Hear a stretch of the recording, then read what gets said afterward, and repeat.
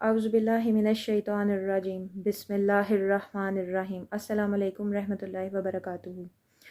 اس سے پہلے کہ میں آگے بڑھوں، میں آپ سب سے ایک سوال کرنا چاہتی ہوں کہ کیا فلسطین کی مدد کے لیے یہ ویڈیو بنا دینا، بوائے کاٹ کر دینا، دعا کر دینا کافی ہے؟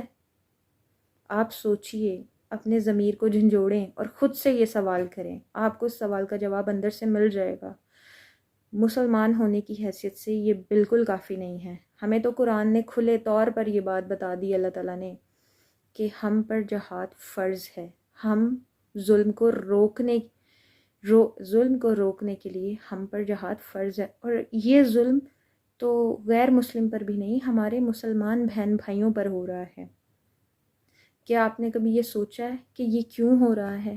نبی پاک صلی اللہ علیہ وسلم کی ابن داؤد میں ایک صحیح حدیث ہے جس میں نبی پاک صلی اللہ علیہ وسلم نے بیان کیا ہے کہ ان قریب تم پر ایک وقت ایسا آئے گا کہ جب دوسری امتیں تمہارے خلاف ایک دوسرے کو بلائیں گی، جیسے کہ کوئی بھی کھانے کے پیالے پر ایک دوسرے کو بلاتا ہے۔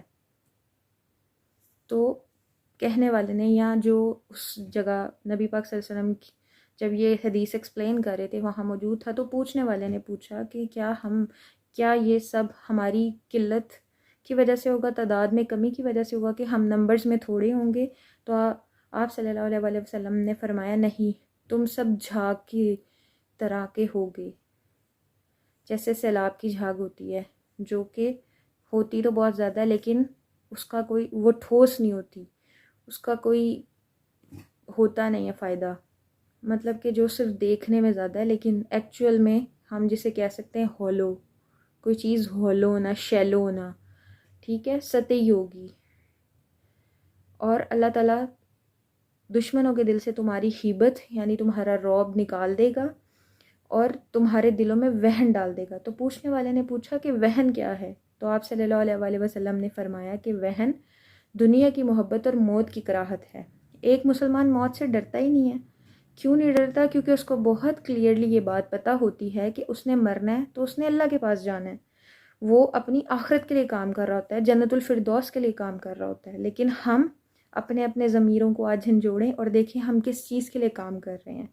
ہم نے یہ جو بڑا بہت ہی ہماری سوسائٹی میں یہ چیز عام ہے، جس سے میں کیا ہم سبھی گزرتے ہوں گے، کہ ذرا سا آپ دین کی طرف آئیں، دین کے احکامات کو جو ہمارے اللہ نے اور نبی پاک صلی اللہ علیہ وسلم نے ہم پر فرض، مطلب نبی پاک صلی اللہ علیہ وسلم نے کی تعلیمات اور اللہ تعالیٰ نے جو ہم پر احکامات فرض کیے ہیں وہ فالو کرنے لگیں، تو کہتے ہیں کہ نہیں جی، دنیا میں رہنے کے لیے آپ کو دنیا کے حساب سے چلنا پڑتا ہے۔ نہیں، میں اس بات کے قطعی خلاف ہوں، اور کوئی بھی قرآن اور سنت کا طالب علم اور قرآن کو سمجھنے والا کوئی بھی عالم دین اس چیز کو بالکل بھی سپورٹ نہیں کرے گا، کیونکہ ہم اس دنیا میں دنیا کے حساب سے رہنا نہیں ہے، اللہ کے حساب سے رہ کر آخرت بنانے آئے ہیں۔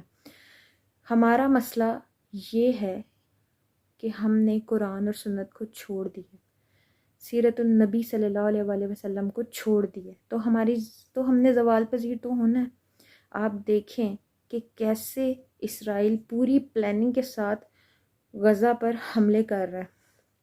اس نے ابھی کل ہاسپٹلز پر حملے کیے ہیں، آج بھی حملے ہو رہے ہیں، بلکہ اس وقت جب میں یہ ویڈیو بنا رہی ہوں کہ آپ لوگوں کو آگاہ کر سکوں، آپ لوگوں کو اس بات پر اکٹھا کرنے کی کوشش کر رہی ہوں کہ ہم نے ان کو روکنا ہے۔ ہم ایک نیوکلیئر پاور ہیں، ہمارے پاس سب سے بڑی طاقت اللہ کی ہے۔ ایک مومن کی کا سب سے بڑا سرمایہ اس کا ایمان ہے۔ ہمارے پاس جب ایمان کی طاقت ہے تو ہم کیوں باطل سے گھبرا رہے ہیں؟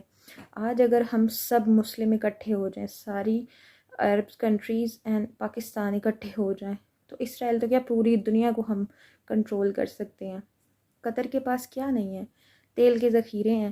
آج وہ تیل بند کرے تو دیکھتی ہوں میں کیسے یو ایس اور یو کے جو ہے وہ بات نہیں سنتا، کیسے اسرائیل کو نہیں روکتا۔ پر ہم لوگوں کے خون ہی سفید ہوئے ہیں۔ ہم جس چیز کے پیچھے بھاگ رہے ہیں اور جس چیز کے پیچھے آج خاموش ہیں، جلد وہ بھی ہم سے چھن جائے گی، اور پھر ہم اپنا تماشا دیکھیں گے۔ آج ہم ان کا تماشا دیکھ رہے ہیں۔ اسرائیل نے ان کو مار رہا ہے، نکال رہا ہے، ان کے گھروں سے سب برباد کر دیے، سب برباد کر دیے۔ ایسے ہی وہ لوگ بیٹھے ہوتے ہیں جیسے آپ اور میں اپنے گھر والوں کے ساتھ بیٹھے ہیں اور ان پر بم گر جاتا ہے، اور آپ وہ ویڈیو قطعی ہی اتنی ہمت اور حوصلہ کسی میں نہیں کہ وہ ویڈیو دیکھ سکے، اور ان کا سب برباد کر دیتا ہے. اور اس کی پوری پلاننگ ہے کہ ان کو یہاں سے شہید کرنا ہے اور اس کے بعد انہیں دنیا میں کہیں بھی سیٹل نہیں ہونے دینا. کیوں؟ کیونکہ وہ جانتا ہے کہ ان کے پیچھے کوئی مسلمان ہی نہیں کھڑے اور مسلمان سوئے ہوئے ہیں. اور جب یہ اللہ کی عدالت میں مقدمہ کھلے گا قیامت کے دن، تو یقین رکھیے کہ کوئی بھی بری الذمہ نہیں ہوگا. غیر مسلمس کو چھوڑ دیجئے، مسلم ہی اللہ کو کبھی کوئی آنسر ہی نہیں دے پائیں گے اس بارے میں. اور اس وقت موجود زندہ جو بھی مسلمان ہیں، جو عقل اور شعور رکھتا ہے، جو who is not a child, whoever is not a child, whoever is adult is responsible for this bloodshed. یہ جینوسائیڈ ہے، یہ میس مرڈر ہے. تو ہم سب کو اکٹھے ہونا ہے، اپنی حکومتوں کو یہ مجبور کرنا ہے کہ یہ سب اسرائیل کے خلاف جنگ کریں. اور اسرائیل کو روکنے کے لیے جنگ کرنے کی بھی ضرورت نہیں، ہمارے پاس اتنے وسائل ہیں کہ ایک اچھی دھمکی ہی کافی ہے ان کے لیے.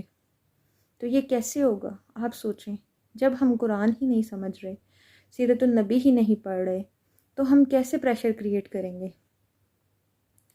بہت سے لوگ ہیں جو بہت اچھی بات کر رہے ہیں، لیکن یہ سب ممکن ہے کہ جب آپ خود اس چیز پر کو اسٹڈی کریں، آپ خود اس طرف آئیں، تو خدا را بچائیں فلسطینیوں کو، کیونکہ ان کو بچانا دراصل آپ کا اپنا ہی بچانا ہے. اور یہ بات تو مجھے کرنی بھی نہیں چاہیے کہ اپنا ہی